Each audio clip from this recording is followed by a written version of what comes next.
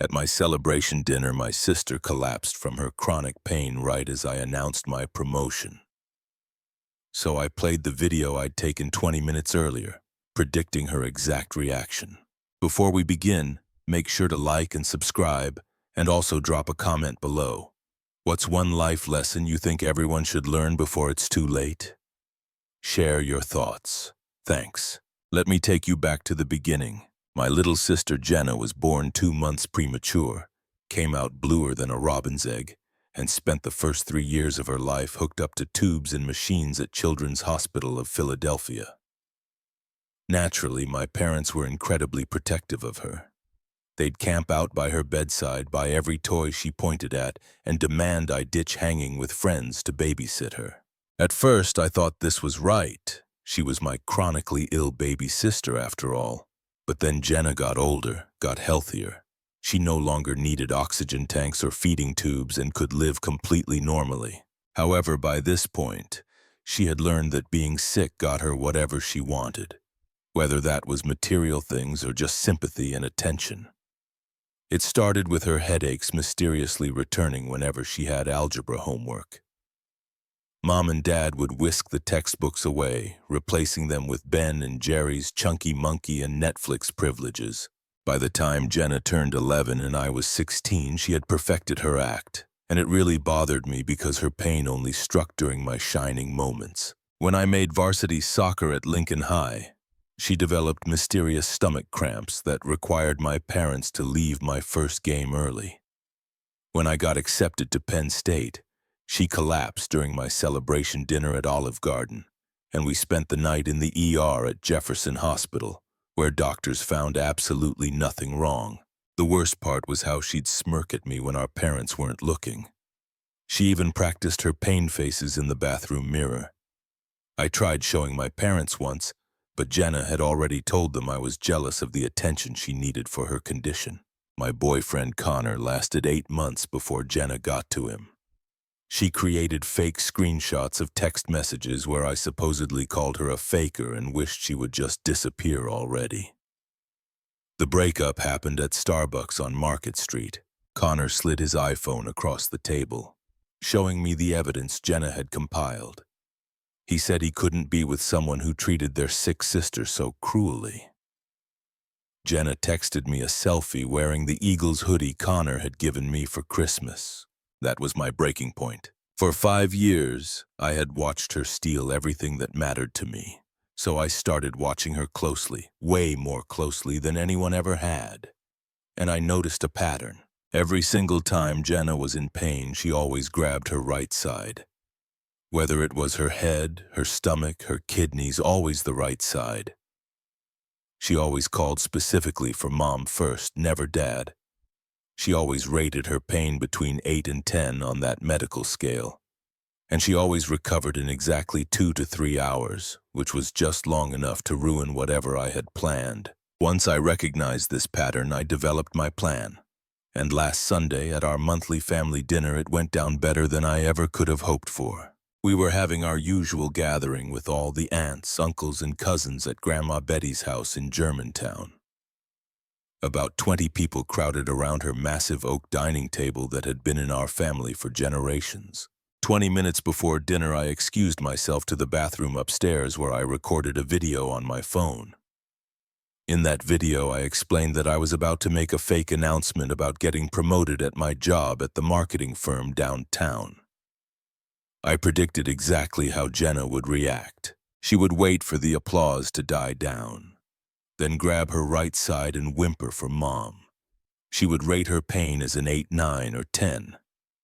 She would need to lie down immediately, and she would ask Mom to drive her to the hospital if the pain didn't improve within 20 minutes. At dinner, I stood up and clinked my wine glass with a butter knife, getting everyone's attention. The conversations died down as 20 pairs of eyes turned toward me. Then I announced that I had just been promoted to senior account manager with a huge raise at Henderson & Associates. Everyone erupted in applause and congratulations. Uncle Tommy patted my back.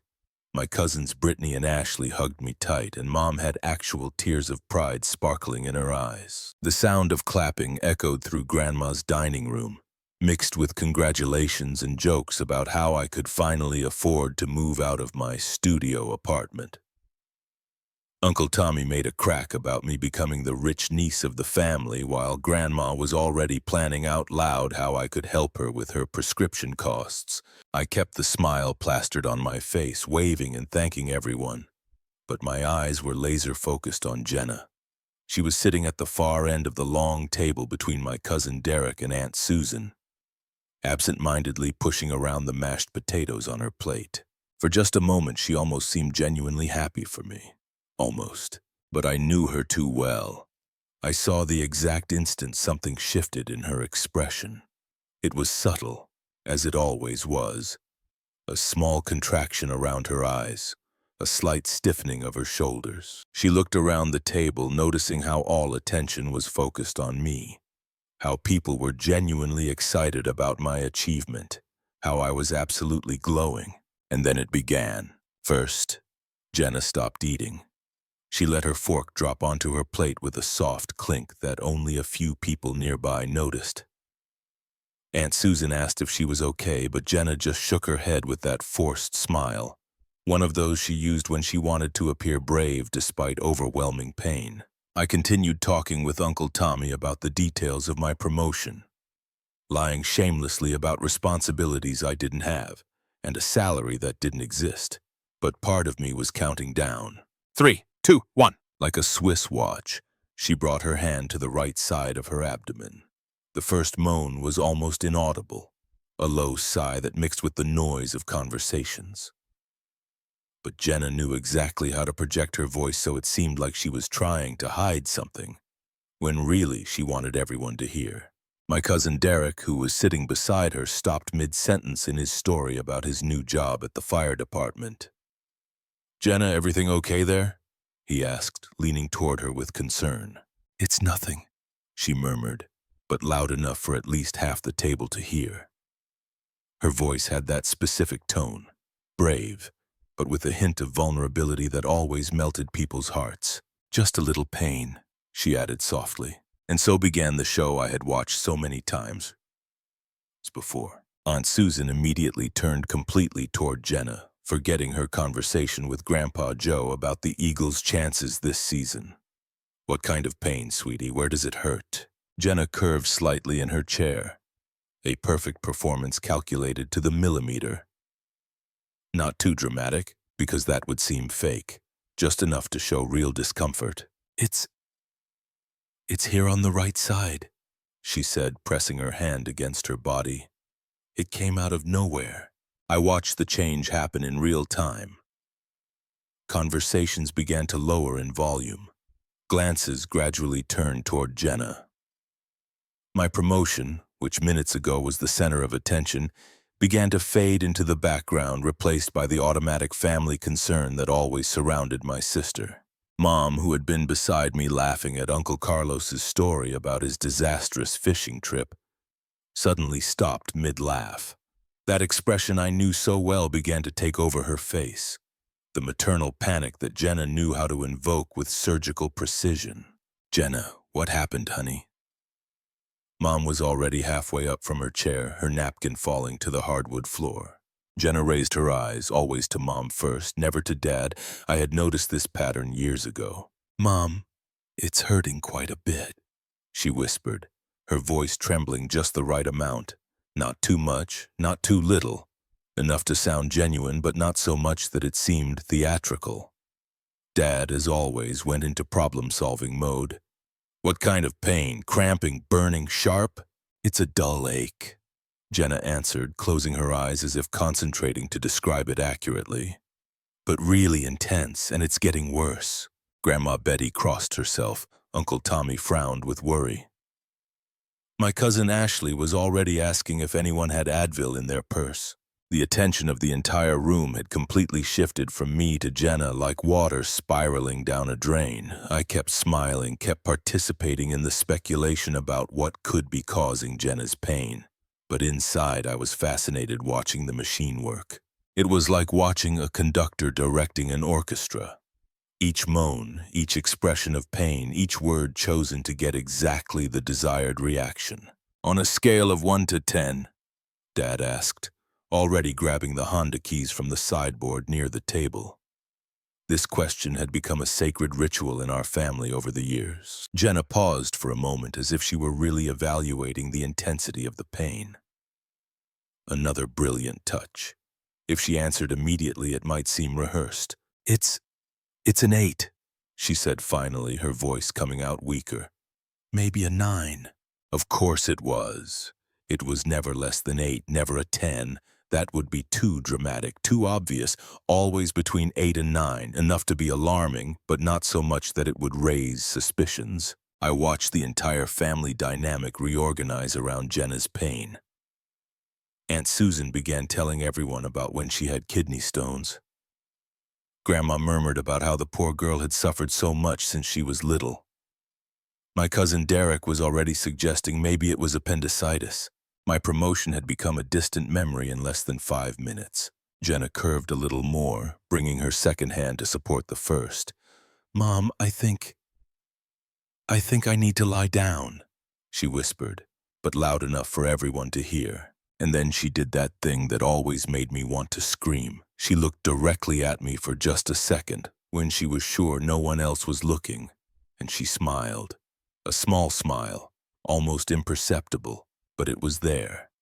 The smile of someone who had just scored the winning goal. "Maybe we should take her to Temple Hospital," Mom said, already standing up completely. "Susan, can you drive? I'm too nervous." It was at that moment that something snapped inside me. It wasn't anger anymore. It was something colder, more calculated. Everyone stood up, preparing to transform what should have been my night of celebration into another rush to the emergency room. I stood up too, but instead of grabbing my purse, I grabbed my phone.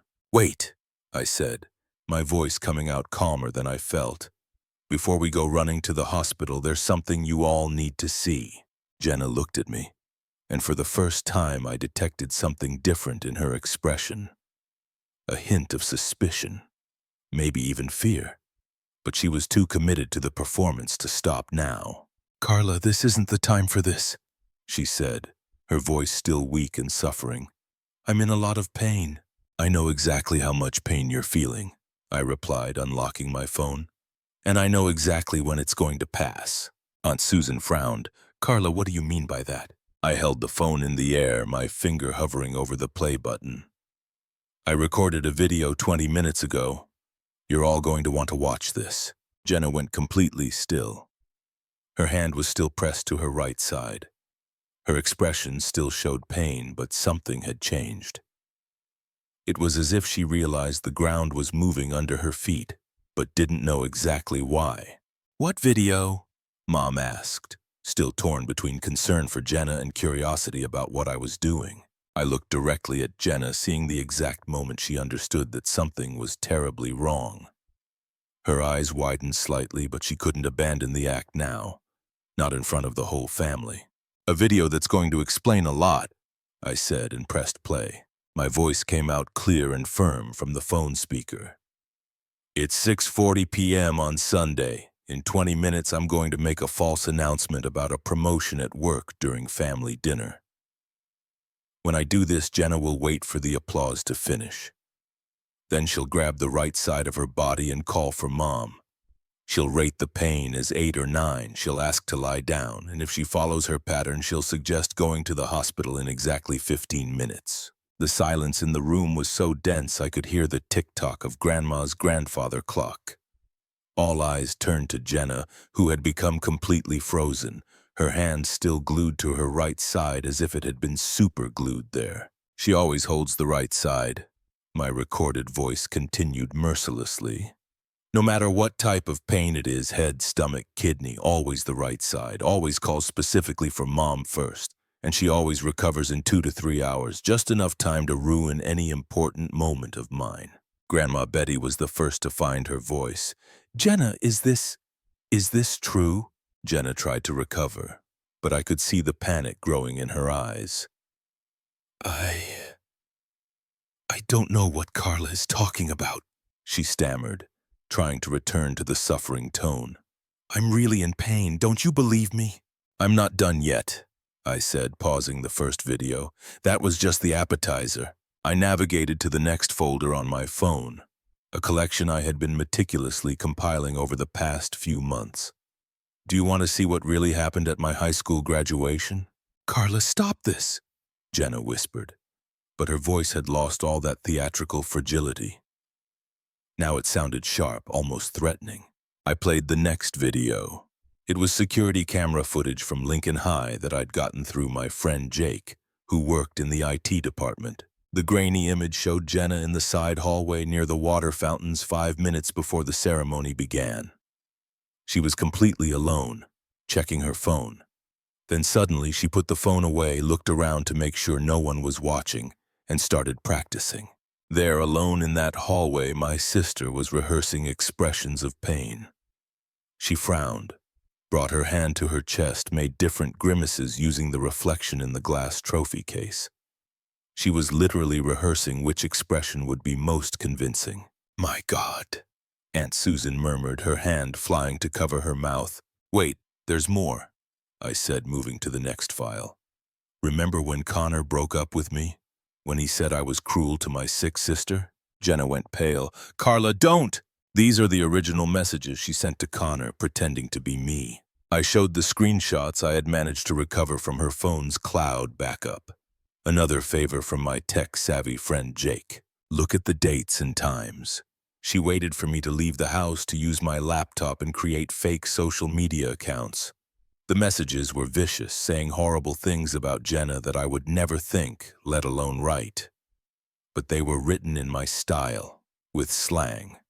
They used details that only someone who knew me intimately would include. Dad took my phone with trembling hands, reading message by message. His expression grew darker with each line. She even researched your work schedule, I continued, to know when I wouldn't be home. She created a fake Instagram profile with my photo. She added Connor as a friend and started sending these messages pretending to be me. When he confronted me about them, she acted shocked and said, I must have let someone use my computer. Jenna, Mom said, her voice coming out as a broken whisper. This can't be true. But it is, I said, feeling a dark satisfaction watching Jenna's house of cards begin to crumble. And there's more, much more. I moved to the next file, an audio recording I had secretly made the previous month using a voice recorder app. This is Jenna on the phone with her friend Qley last week. Jenna's voice came out clear from the phone. It's really easy, Qley. You just need to know the right buttons to push. Mom gets desperate if I say it's a headache on the right side, but if I say it's stomach pain, she takes longer to react. And it always works better when Carla is having a good day. Then everyone feels sorry for me and gets annoyed with her for being insensitive. Qley laughed in the recording. You're terrible, Jenna, but your sister really is kind of stuck up anyway. Jenna continued. She was always the favorite, always had everything handed to her. At least when I fake being sick, I managed to get them to pay attention to me too. And it's fun watching her get frustrated. The silence that followed was deadly. Jenna was white as a sheet, trembling. And this time the trembling was completely real. Jenna, Grandma Betty said, her voice loaded with disappointment that cut through the air like a knife. How could you? There's more, I said relentlessly. Do you want to see the video of when she fainted at my 18th birthday party? This time Jenna tried to get up, probably to run away, but Uncle Tommy gently but firmly held her by the shoulders. Stay there, Jenna. I think you need to hear this. The video showed Jenna in our backyard, hidden behind the barbecue grill 10 minutes before making her big dramatic entrance. She was testing different ways to faint on the grass, checking which angle would be most convincing and least dangerous. She practiced for 15 minutes, falling sideways, falling forward, falling backward. She chose the side fall because the grass was softer there. My cousin Derek made a sound that was half shocked laughter, half groan of disbelief. Jenna, this is sick. It's not sick, I said finally, putting the phone away. It's calculated, systematic. She turned manipulation into an art form. Jenna finally exploded. Okay, damn it, you want the truth? I faked it sometimes, yes, but you don't understand. The tears started rolling, but now they were different. Tears of anger, of frustration, of someone caught red-handed. Do you think it's easy being perfect Carla's sister? Carla the smart one, Carla the popular one, Carla who never does anything wrong. Do you know what it's like to grow up in her shadow? So you decided to sabotage me? I replied coldly. Destroy my relationships, ruin my important moments, make everyone think I'm a cruel and insensitive sister. Because you had everything! Jenna screamed, all pretense of being sick completely abandoned. You always had everything, and me? I was just the sister who almost died as a baby. The only way anyone paid attention to me was when I was sick. But you weren't sick, Dad said, his voice low but loaded with deep disappointment. You were lying for years and sabotaging your sister's life in the process. And stealing money, Mom added, tears streaming down her face. Jenna, how could you be so cruel? Cruel? Jenna laughed, but it was a bitter sound. Do you want to know what's cruel? Growing up watching your sister get congratulated for breathing while you need to almost die for someone to notice you. You were never almost dying, I exploded. At least not in the last 5 years. You were acting, manipulating, lying because it worked. Because it was the only thing that worked, she screamed back. The room fell into stunned silence. One by one, family members began to stand up and distance themselves from Jenna. Uncle Tommy shook his head in disgust. Aunt Susan gathered her purse with trembling hands. Even Grandma Betty, who had always been Jenna's biggest defender, sat frozen in her chair, staring at her youngest granddaughter as if seeing a stranger. 15 years, Mom whispered. 15 years of believing, worrying, canceling plans, losing sleep. And I lost 15 years of my life too, I added. 15 years being treated as the cruel and insensitive sister. 15 years watching my important moments get destroyed. 15 years being blamed for not having enough patience with the sick sister. Jenna raised her face, tears making tracks through her makeup. Carla, I'm sorry. I'm really sorry. Now you're sorry? I said, my voice sharp. Now that you've been caught. I looked around the table at my family, seeing the mix of shock, disappointment, and betrayal in their faces. You all know now. You all know what kind of person she really is. You know what she did to me, to this family for years. I grabbed my purse and walked toward the door. The sound of Jenna's real crying, no longer performed but genuine anguish, followed me. Where are you going? Mom asked, tears streaming down her face. Away from here, I replied, and away from this toxic dynamic, and especially away from her. I pointed at Jenna without even looking in her direction. I'm going where I should have gone years ago. I'm going to build a life where people like her can't reach me. The door slammed behind me, but not before I heard Jenna start screaming. Not from fake pain this time, but from real agony. The agony of finally having to face who she really was. And for the first time in years, the sound of her pain didn't make me feel guilty. It made me feel free. Sometimes the truth hurts more than any lie ever could. But sometimes that pain is exactly what's needed to finally heal.